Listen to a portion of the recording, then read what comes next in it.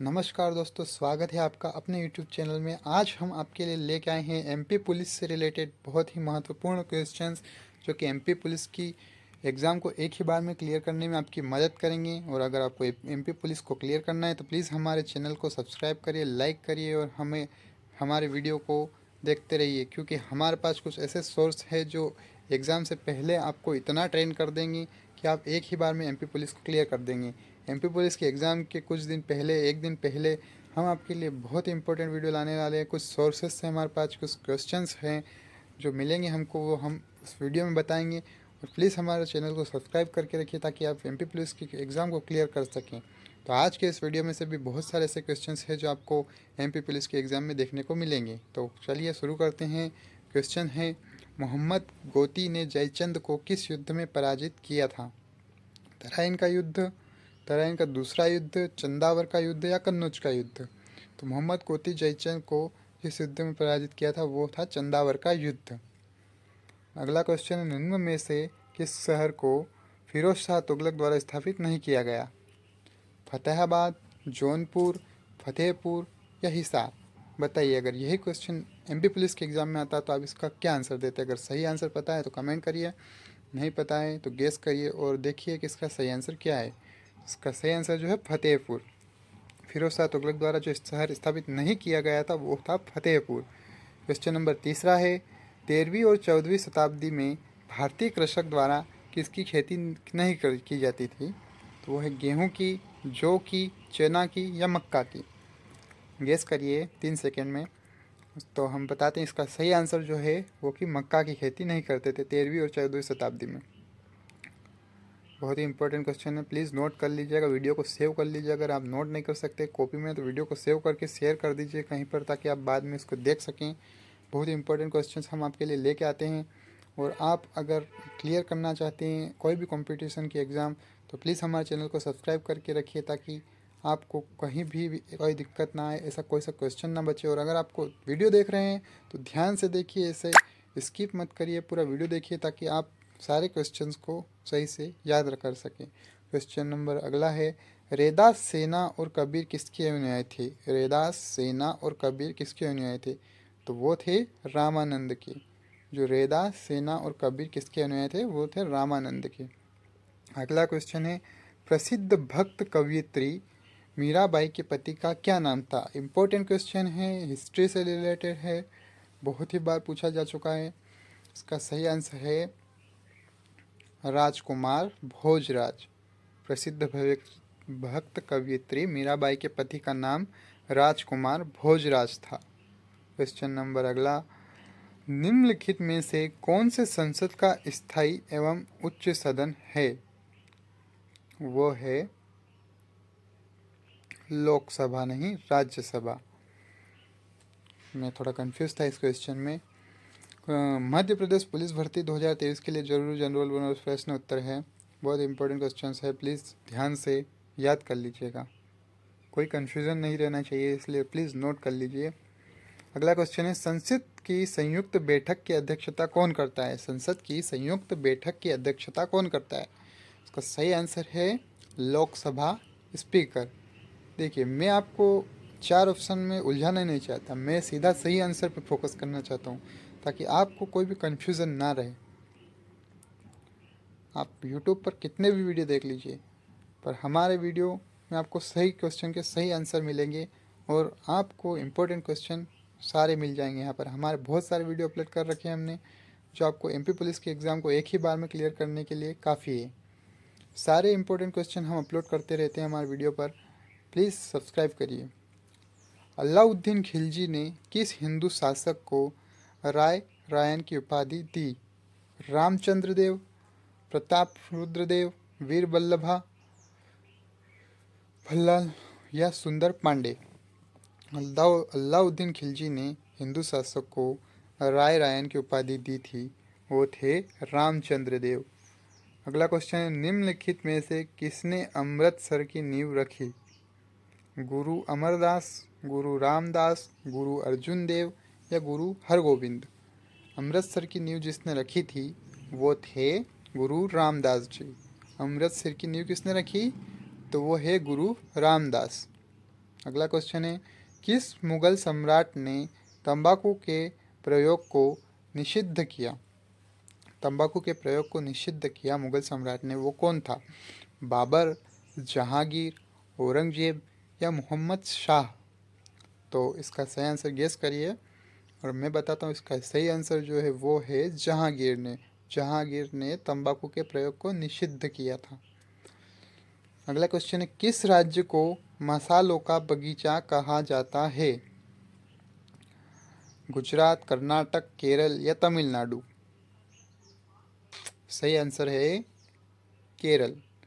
केरल राज्य को मसालों का बगीचा कहा जाता है। हमारे भारत से रिलेटेड इंपॉर्टेंट क्वेश्चन है, भारत की किसी भी कॉम्पिटिटिव एग्जाम में आने वाला क्वेश्चन है गाइस ये। क्वेश्चन नंबर 7 अगला, भारत में गेहूं का सर्वाधिक उत्पादन करने वाला राज्य कौन सा है? अब देखिए ये कितना इंपॉर्टेंट क्वेश्चन है। गेहूं का क्वेश्चन हमेशा पूछा जाता है, बार बार आता है। याद रखिएगा, उत्तर प्रदेश है जो कि गेहूं का सर्वाधिक उत्पादन करने वाला राज्य कहलाता है। सबसे ज़्यादा उत्पादन गेहूं का कहाँ होता है? तो वो है उत्तर प्रदेश। अगला क्वेश्चन, भारत में लोकसभा का विघटन कौन कर सकता है? राष्ट्रपति, प्रधानमंत्री, लोकसभा स्पीकर या मंत्रिपरिषद? भारत में लोकसभा का विघटन कौन कर सकता है? इसका सही आंसर है राष्ट्रपति। राष्ट्रपति जी लोकसभा का विघटन कर सकते हैं। अगला क्वेश्चन है, राज्यसभा का सदस्य बनने के लिए कम से कम आयु कितनी होनी चाहिए? कम से कम लिखा है, कम से कम आयु कितनी होनी चाहिए? राज्यसभा का सदस्य बनने के लिए मिनिमम एज 25 वर्ष, 30 वर्ष, 35 वर्ष या 40 वर्ष? इसका सही आंसर जो होगा वो है 30 वर्ष। क्वेश्चन नंबर 10, भारतीय संविधान का कौन सा अनुच्छेद ग्राम पंचायतों का विशेष उल्लेख करता है? भारतीय संविधान का कौन सा अनुच्छेद ग्राम पंचायतों का विशेष उल्लेख करता है? 19वां, 21वां, 40वां या 246? सही आंसर 40वां। 40वां अनुच्छेद ग्राम पंचायत का विशेष उल्लेख करता है। अगला क्वेश्चन है, फिरोज शाह कोटला क्रिकेट स्टेडियम कहाँ पर बना हुआ है? मुंबई, नई दिल्ली, कोलकाता या चेन्नई? फिरोज शाह कोटला क्रिकेट स्टेडियम जो बना हुआ है वो मुंबई में बना हुआ है या नई दिल्ली में बना हुआ है या कोलकाता में बना हुआ है या चेन्नई में बना हुआ है? तो इसका आंसर है नई दिल्ली में। फिरोज शाह कोटला क्रिकेट स्टेडियम नई दिल्ली में बना हुआ है। अब एमपीजी के कांस्टेबल से रिलेटेड बहुत ही मोस्ट इम्पोर्टेंट क्वेश्चन आ गए हैं, इनको नोट कर लीजिएगा, वीडियो को सेव कर लीजिएगा और प्लीज़ सब्सक्राइब करिए। मोटर गाड़ियों से निकलने वाली गैस कौन सी है? तो वो है कार्बन मोनोऑक्साइड। Carbon monoxide. अगला क्वेश्चन, सोने की शुद्धता को किस में परिभाषित किया जाता है? मतलब सोने की शुद्धता कैसे मापी जाती है कि वो कितना अच्छा है? तो है कैरेट। सोने की शुद्धता को परिभाषित करने के लिए कैरेट का इस्तेमाल किया जाता है। अगला क्वेश्चन, सौर मंडल में कितने ग्रह है? तो इसका सही आंसर है 7 ग्रह। अगला क्वेश्चन, गुब्बारों को भरने के लिए किस गैस का प्रयोग किया जाता है? वो है हाइड्रोजन गैस। गुब्बारों को भरने के लिए हाइड्रोजन गैस का प्रयोग किया जाता है। अगला क्वेश्चन, वेदों में निम्न में से किसे सृष्टि रचयिता कहा गया है? वेदों में निम्न में से किसे सृष्टि रचयिता कहा गया है? तो इसका आंसर है शंकराचार्य। अगला क्वेश्चन, चांद पर पहुंचने वाला पहला व्यक्ति कौन था?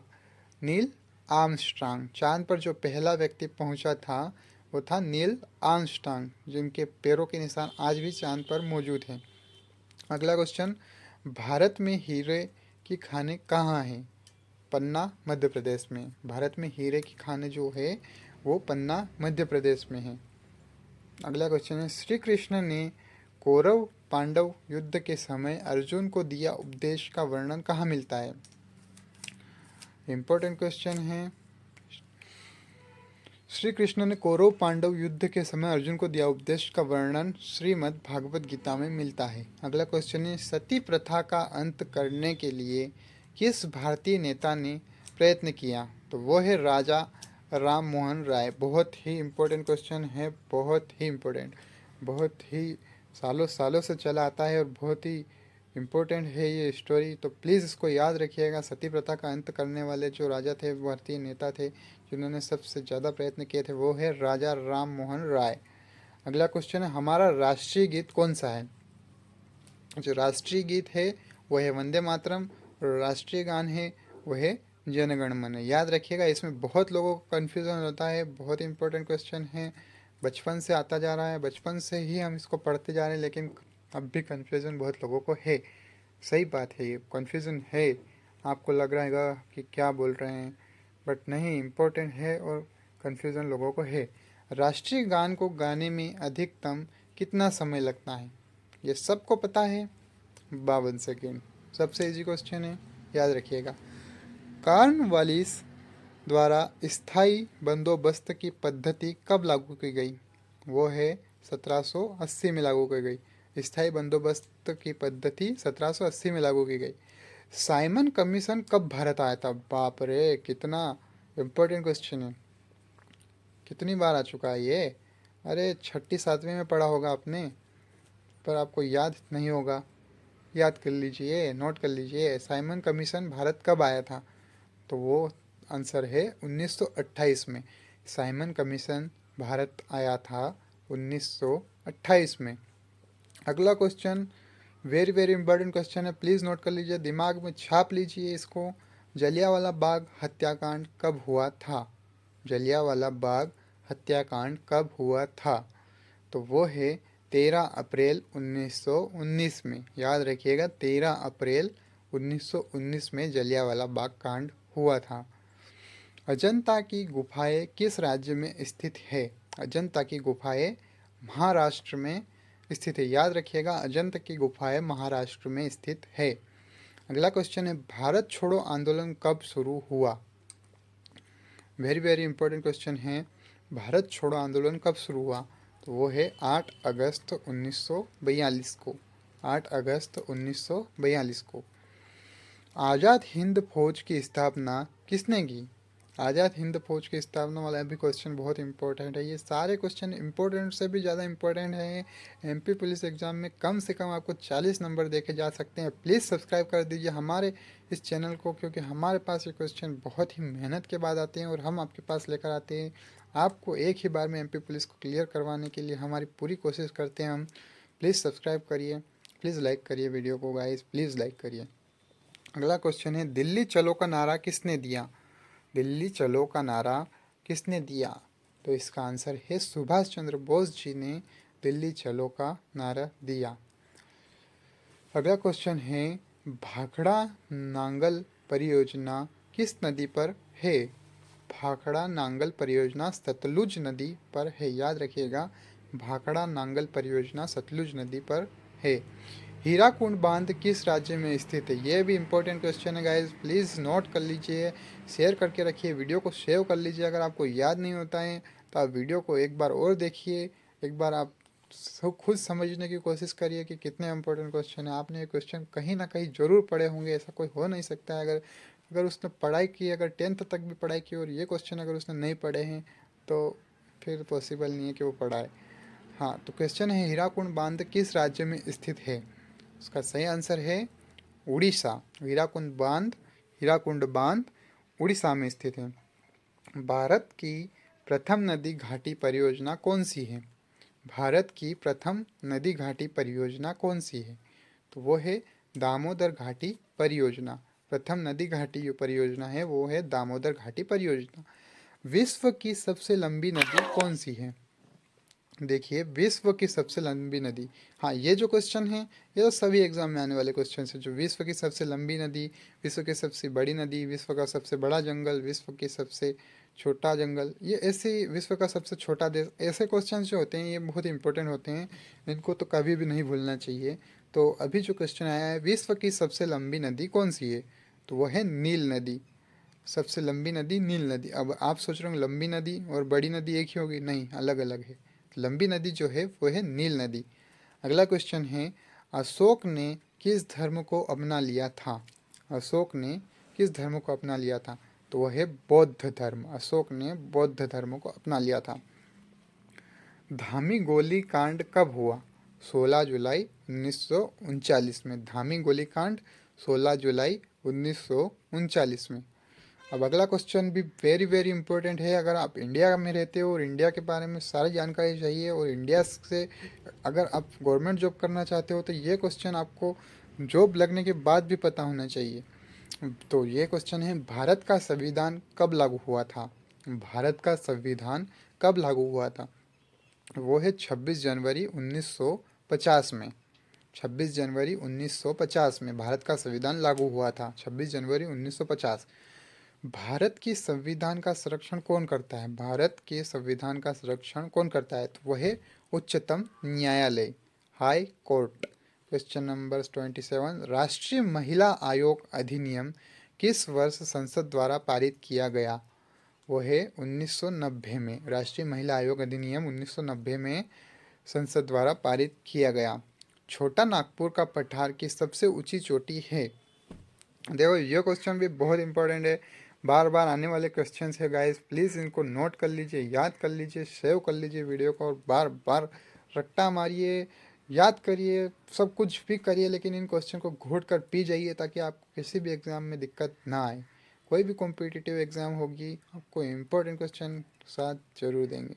छोटा नागपुर के पठार की सबसे जो ऊंची चोटी है वो है पारसनाथ। याद रखिएगा, पारसनाथ सबसे ऊंची चोटी है छोटा नागपुर के पठार की। अगला क्वेश्चन है, भारत में अभ्रक का सर्वाधिक उत्पादन कौन से राज्य में होता है? अभ्रक का सर्वाधिक उत्पादन जो है वो है झारखंड में होता है। अगला क्वेश्चन, मदर टेरेसा का जन्म कहाँ हुआ? मदर टेरेसा का जन्म कहाँ हुआ? तो इसका सही आंसर है Albania. Albania, Albania. Mother Teresa का जन्म अल्बानिया में हुआ था। अगला क्वेश्चन है, भारतीय सशस्त्र सेनाओं का प्रमुख सेनापति कौन होता है? भारतीय सशस्त्र सेनाओं का प्रमुख सेनापति कौन होता है? तो अपने राष्ट्रपति जी होते हैं। याद रखिएगा, सशस्त्र सेनाओं का प्रमुख सेनापति राष्ट्रपति जी होते हैं। अगला क्वेश्चन, सौर ऊर्जा किससे प्राप्त होती है? सौर ऊर्जा, अरे यार ऐसा क्वेश्चन अगर एग्जाम में आए और अगर आप करके नहीं आए ना तो फिर आप छोड़ दीजिए। इतना इजी क्वेश्चन है। सौर ऊर्जा किससे प्राप्त होती है? आजकल बहुत सारी चीज़ें हो गई है जो सौर ऊर्जा से चलती है। आजकल ट्रैफिक सिग्नल जो होते हैं वो भी सौर ऊर्जा से चलते हैं। तो आए दिन कभी कभी होता है कि मौसम ख़राब होता है, बहुत दिन तक सूर्य नहीं निकलता है बारिश के मौसम में, तो ट्रैफिक सिग्नल बंद ही रहते हैं, बहुत बार होता है ऐसा। तो वो इसी कारण होता है, जो सूर्य नहीं निकलता है वो सौर ऊर्जा का स्रोत ही सूर्य है। अगला क्वेश्चन है, ऐसा कौन सा देश दूसरी सबसे बड़ी अर्थव्यवस्था बना जबकि पहले नंबर पर अमेरिका है? तो दूसरा देश है वो है चीन, सबसे बड़ी अर्थव्यवस्था बना। अगला क्वेश्चन है, कारक के कितने भेद हैं?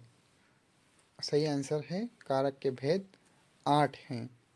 अगला क्वेश्चन, अंतरिक्ष की दूरी नापने के लिए कौन सी सही इकाई है? अंतरिक्ष की दूरी नापने के लिए जो सही इकाई है वो है प्रकाश वर्ष। देखिए, अंतरिक्ष की दूरी या पृथ्वी से सूर्य की दूरी वगैरह ये जो क्वेश्चंस आते हैं इनमें इनकी दूरी को प्रकाश वर्ष में ही नापा जाता है। अगला क्वेश्चन है, ड्राई आइस क्या होता है? ड्राई आइस क्या होता है? तो वो होता है ठोस कार्बन डाइऑक्साइड। अगला क्वेश्चन है, खाने पकाने वाली एलपीजी गैस किसका मिश्रण है? इम्पोर्टेंट क्वेश्चन है, बार बार आता है, याद रखिएगा। खाना पकाने वाली एलपीजी गैस प्रोपेन एवं ब्यूटेन का मिश्रण है। अगला क्वेश्चन है, विद्युत बल्ब में भरी जाती है नाइट्रोजन गैस। विद्युत बल्ब के अंदर नाइट्रोजन गैस भरी जाती है। अगला क्वेश्चन है, किस साल को स्टैंडर्ड सेल कहते हैं? किस साल को स्टैंडर्ड सेल कहते हैं? वो है कैडमियम सेल। सेल की बात हो रही है यहाँ पर, थोड़ी मिस्टेक हो जाती है क्वेश्चन को लिखने में, यहाँ पर चलता है, एग्ज़ाम में भी हो जाती है। तो याद रखिएगा किस सेल को स्टैंडर्ड सेल कहते हैं, तो वह है कैडमियम सेल। अगला क्वेश्चन है, किस मच्छर के काटने से डेंगू ज्वर आता है? देखिए, इंपॉर्टेंट क्वेश्चन है, प्लीज़ नोट कर लीजिए। किस मच्छर के काटने से डेंगू ज्वर आता है? वो है एंडीज। एंडीज। देखिए, आप मैं नोट करने का क्यों बोल रहा हूँ, क्योंकि ये क्वेश्चन है बार बार आने वाले हैं। ये क्वेश्चन बहुत ही इंपॉर्टेंट है। अगर आप सारे क्वेश्चन को नोट नहीं कर रहे हो तो इंपॉर्टेंट क्वेश्चन को नोट कर लीजिए, और अगर आप कोई सा भी क्वेश्चन, सारे इंपॉर्टेंट है वैसे तो, बाकी अगर आप चाहें तो वीडियो को सेव कर लीजिए, कहीं पर शेयर करके रख लीजिए, ताकि आप वीडियो के सारे क्वेश्चन आंसर को याद कर लीजिए एक बार, क्योंकि इनमें से बहुत सारे क्वेश्चन हैं जो कॉम्पिटिटिव एग्जाम में आएंगे।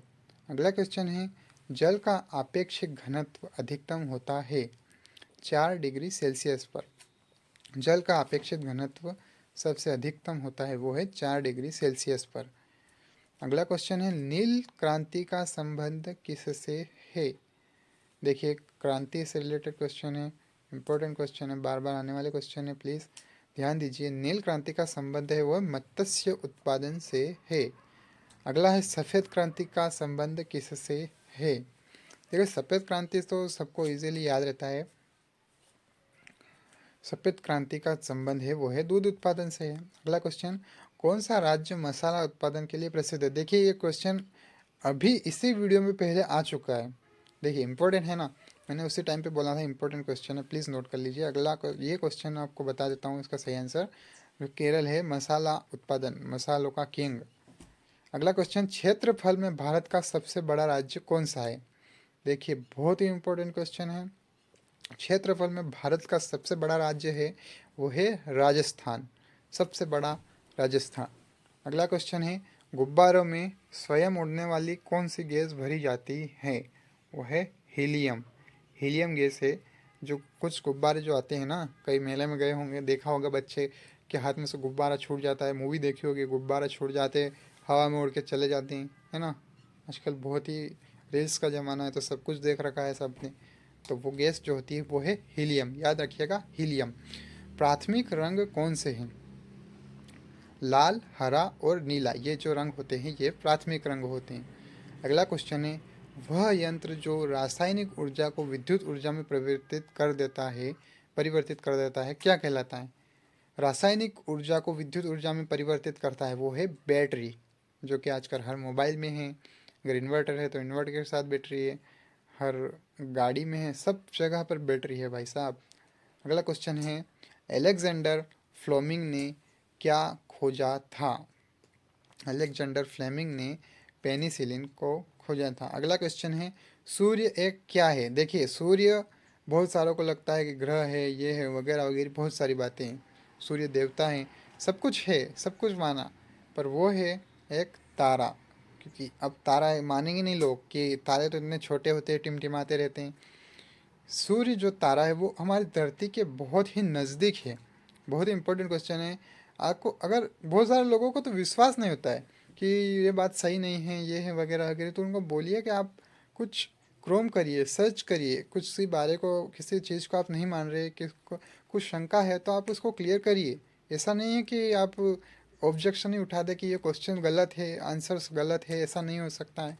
आप उसकी तहकीकात कीजिए, उसके बाद आपको क्वेश्चन कभी नहीं भूल पाओगे। आपको जब आपको ऐसा लगता है कि यार ये क्वेश्चन सही है या गलत है, आपके दिमाग में कोई क्वेश्चन आता है तो उसको क्लियर करिए, उसको बैठे नहीं रहिए, उसको छोड़ मत दीजिए। तो याद रखिएगा, सूर्य एक तारा है, याद रखिएगा, सूर्य एक तारा है। अगला क्वेश्चन है, इंडिका किसकी रचना है। तो वो है मेगास्थनीज की। अगला क्वेश्चन, महात्मा गांधी द्वारा दांडी मार्च किस वर्ष किया गया।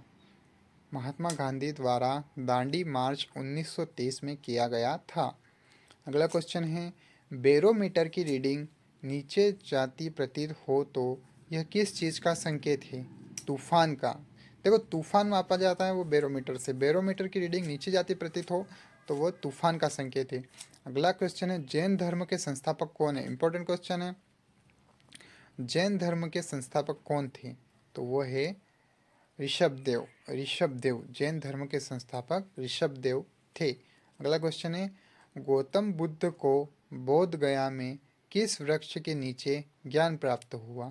तो वृक्ष है पीपल का। गौतम बुद्ध को बोध गया में पीपल वृक्ष के नीचे ज्ञान प्राप्त हुआ। अगला क्वेश्चन है, गिर के वन कहाँ पाए जाते हैं। गिर के वन कहाँ पाए जाते हैं। तो वो है गुजरात। गिर के वन गुजरात में पाए जाते हैं। गिर के वन गुजरात, सागौन के वन मध्य प्रदेश। अगला क्वेश्चन, भारत में सबसे लंबा रेलवे प्लेटफॉर्म कहाँ पर स्थित है? देखो देखो, इंडिया से रिलेटेड सारे मोस्ट इम्पोर्टेंट क्वेश्चन मैं बता रहा हूँ आपको, तो प्लीज़ नोट तो कर लीजिए यार। प्लीज़ सब्सक्राइब कर दीजिए, वीडियो को सेव कर लीजिए, ताकि आपको कहीं पर भी ये क्वेश्चन आए तो आपको ये ना सोचना पड़े कि ये पढ़ा है लेकिन याद नहीं आ रहा है। तो भारत का सबसे लंबा रेलवे प्लेटफॉर्म जो है वो खड़गपुर में स्थित है। खड़गपुर, याद रखिए, खड़गपुर। अगला क्वेश्चन है, डिस्कवरी ऑफ इंडिया नामक पुस्तक किसने लिखी? तो वो लिखी थी जवाहरलाल नेहरू जी ने। अगला क्वेश्चन है, नील का उपहार नाम से किस देश को पुकारा जाता है? नील का उपहार नाम से किस देश को पुकारा जाता है? तो वो है मिस्र। मिस्र देश को नील का उपहार नाम से पुकारा जाता है। अगला क्वेश्चन है, राजा सांसी अंतर्राष्ट्रीय हवाई अड्डा कहाँ पर स्थित है? राजा सांसी अंतर्राष्ट्रीय हवाई अड्डा कहाँ पर स्थित है? तो वो है अमृतसर में। अमृतसर में राजा सांसी अंतर्राष्ट्रीय हवाई अड्डा स्थित है। अगला क्वेश्चन, झूमर कहाँ का लोक नृत्य है? झूमर पंजाब का। झूमर कहाँ का लोक नृत्य है? तो पंजाब का, याद रखिएगा। पंजाब का लोक नृत्य कौन सा है? झूमर। अगला क्वेश्चन, भारत का प्रथम नागरिक कौन होता है? देखिए, भारत का प्रथम नागरिक, very very most important question है। भारत का प्रथम नागरिक कौन होता है? तो वो है राष्ट्रपति जी। भारत का प्रथम नागरिक राष्ट्रपति जी होते हैं। अगला क्वेश्चन है, आत्मनिर्भर भारत अभियान कब चालू हुआ? आत्मनिर्भर भारत अभियान कब चालू हुआ? तो ये अभी अभी चालू हुआ है, याद रखिएगा। वेरी वेरी इंपॉर्टेंट क्वेश्चन है। 12 मई 2020 को नरेंद्र मोदी जी ने आत्मनिर्भर भारत अभियान की घोषणा की थी।